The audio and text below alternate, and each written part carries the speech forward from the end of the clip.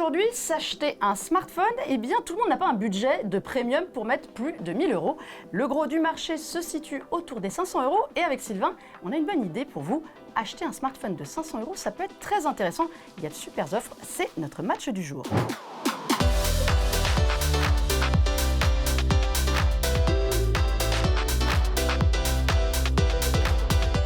Le milieu de gamme, c'est aujourd'hui ce qu'il y a de plus dense sur le marché des smartphones. Pour 500 €, on peut avoir quelque chose d'intéressant. On sait désormais que les smartphones de cette catégorie profitent d'écrans OLED, de 120 Hz, souvent de très bons appareils photo. Mais quel est le meilleur du lot? Eh bien, on a chacun notre idée. Sylvain, tu as une idée? Oui, j'ai ma petite idée. Je vais aller vers quand même une valeur sûre. Un constructeur que tout le monde connaît, c'est évidemment Samsung. Le A55. Alors, c'est un bon choix parce que la gamme Galaxy A50 a très longtemps été vraiment la reine du secteur. Mais moi, j'ai un challenger. Mais quel challenger? Le Google Pixel 8a. Alors, c'est le petit frère, comme on peut dire, le petit dernier de la catégorie Pixel 8, celle de l'année dernière, puisqu'on sait que les nouveaux Pixel 9 sont sortis, ils sont de très bons smartphones. Et je pense que ta couronne, elle vacille extrêmement sérieusement avec celui-là. Pourquoi? Eh bien parce qu'il a le gros des atouts de la gamme des Pixel 8. Alors déjà, on reconnaît un peu le design, mais il faut avouer qu'en bleu, il est quand même très très beau. C'est un Android particulier, c'est pas l'Android que l'on trouve chez la plupart des constructeurs. Il n'y a pas de surcouche trop envahissante. C'est un Android pur jus, évidemment, puisque c'est un smartphone Google.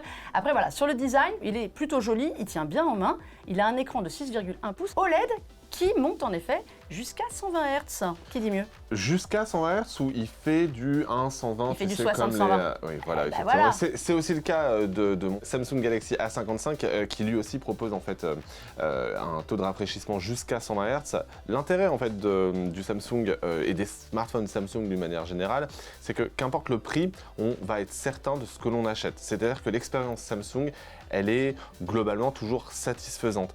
Surtout que là, cette année, en 2024, et plus encore dans les années à venir, Samsung fait un véritable effort dans les mises à jour d'Android, que ce soit les mises à jour de sécurité, qui sont elles généralement supportées jusqu'à 5 ou 7 ans en fonction du smartphone, mais aussi sur les versions majeures d'Android, et ça c'est une des nouveautés de 2024, et le A55 n'y échappe pas. Ils annoncent effectivement entre 4 et 6 ans de mise à jour. Samsung fait généralement des produits de bonne qualité, avec un écran Super AMOLED, un appareil photo plutôt de bonne qualité pour ce prix-là et une autonomie jusqu'à 2 jours. Et pour ceux justement qui sont habitués à acheter des smartphones à ce prix-là et qui ne veulent pas se prendre la tête à en racheter un chaque année, eh ben c'est l'idéal. Et c'est là où je laisse dérouler son argumentaire et j'arrive avec mon joker parce que moi, le Pixel 8a, eh bien il annonce 7 ans de mise à jour Android et de mise à jour de sécurité. Donc au niveau de la longévité du smartphone, je pense que je prends le point assez largement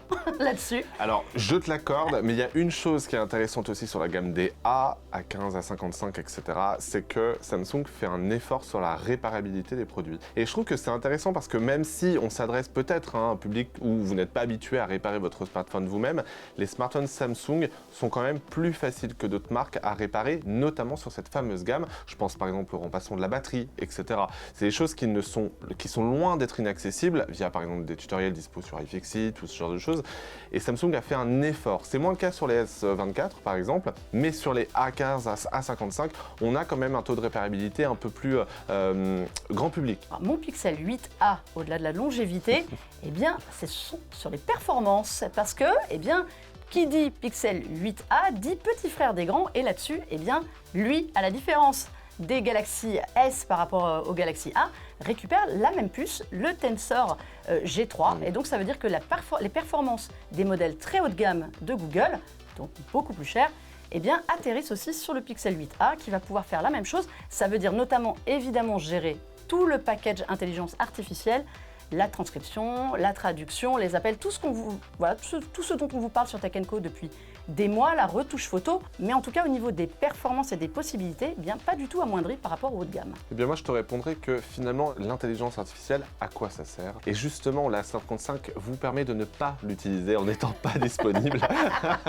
La Galaxy Eye effectivement n'est pas disponible sur cette gamme-là de smartphones. Est-ce que vous avez véritablement aussi besoin de l'intelligence artificielle? D'autant plus qu'actuellement, il faut bien l'admettre, à part pour la retouche photo, on a encore du mal à cerner le véritable intérêt de l'IA générative. C'est pratique quand Voilà, même. Sur les appels, seul, si vous êtes à l'étranger aussi, vous pouvez passer vous avez des appels et un traducteur en direct. C'est vrai que sur mon Pixel 8a, il n'y en a pas forcément besoin de la retouche photo puisque la photo est nettement supérieure au Galaxy A55.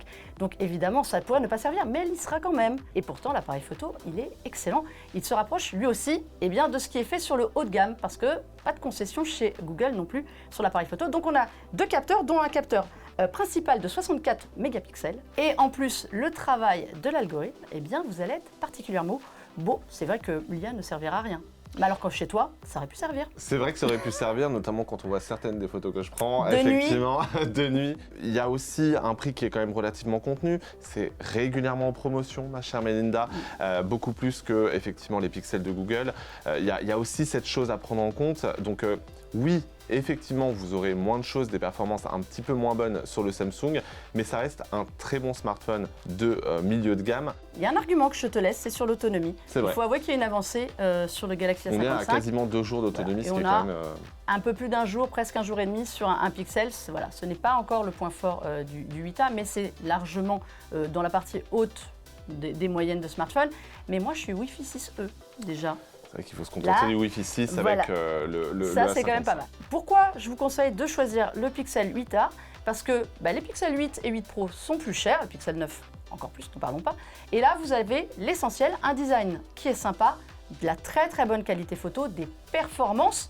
Et franchement, sur du prix à 400, on est autour des 450, 475, c'est-à-dire un tout petit peu plus qu'un Samsung Galaxy A55. Ça reste, à mon avis, le roi du milieu de gamme, notamment en photo, où là, clairement, il n'a pas de concurrence. Oui.